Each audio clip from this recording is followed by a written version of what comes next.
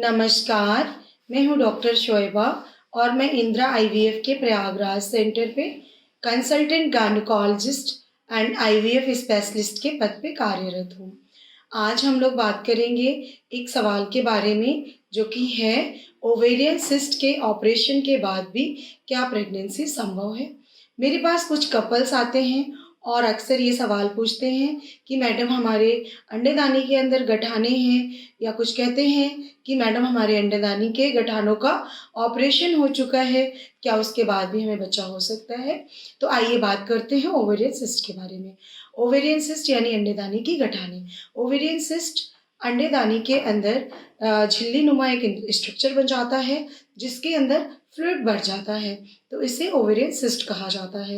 ये दो प्रकार के होते हैं, सिंपल सिस्ट और कॉम्प्लेक्स सिस्ट। सिंपल सिस्ट की जो झिल्ली होती है वो काफ़ी पतली होती है और उसके अंदर क्लियर फ्लूइड भरा हुआ होता है, लेकिन जो कॉम्प्लेक्स सिस्ट होती हैं उसकी झिल्ली मोटी होती है और उसके अंदर ब्लड और कभी कभी सॉलिड पदार्थ होते हैं, तो इसे हम लोग कॉम्प्लेक्स सिस्ट कहते हैं। सिंपल सिस्ट के बनने के कारण के बारे में बात करते हैं, तो ये हार्मोनल चेंजेस के कारण बन जाते हैं, जैसे कि पॉलीसिस्टिक ओवेरियन डिजीज़ यानी पीसीओडी के पेशेंट्स में छोटी छोटी अंडेदानी के अंदर कई सारी गांठें हो जाती हैं, तो ये हार्मोनल चेंजेस के कारण होते हैं।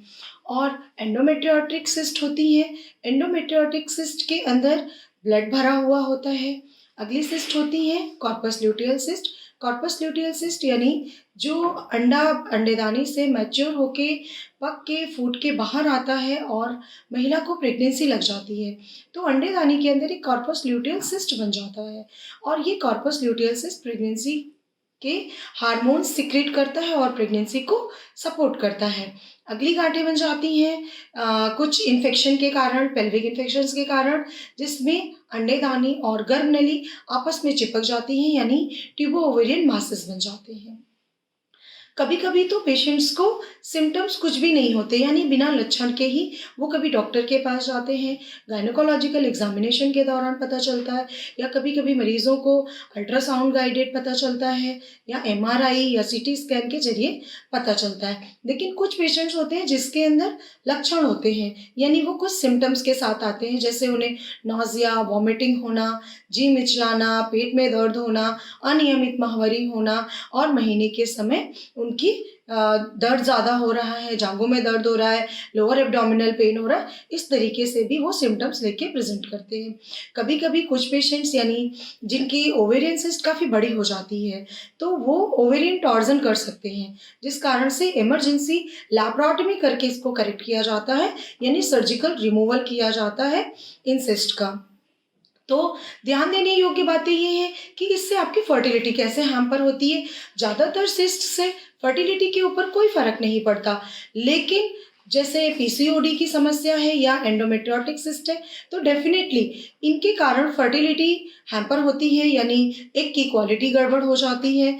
और जो इनके पीसीओडी के पेशेंट्स होते हैं उनके ये महीन महीन गांठों का रूप ले लेती हैं और ये अंडे मैच्योर होकर के पक के फूट के बाहर नहीं आते और इनको प्रेगनेंसी नहीं लगती है। और एंडोमेट्रियोटिक सिस्ट में क्या होता है कि ये जो गठाने हैं इनके अंदर ब्लड भरा रहता है, तो ये इजिली रिजॉल्व नहीं होती है।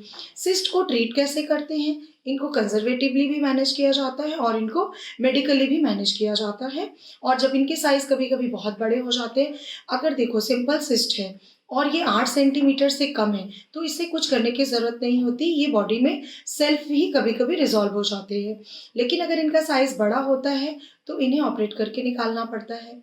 लेकिन जो सिंपल सिस्ट हैं ये अपने आप बनते बिगड़ते हैं, तो इनके लिए बहुत चिंता करने की ज़रूरत नहीं होती।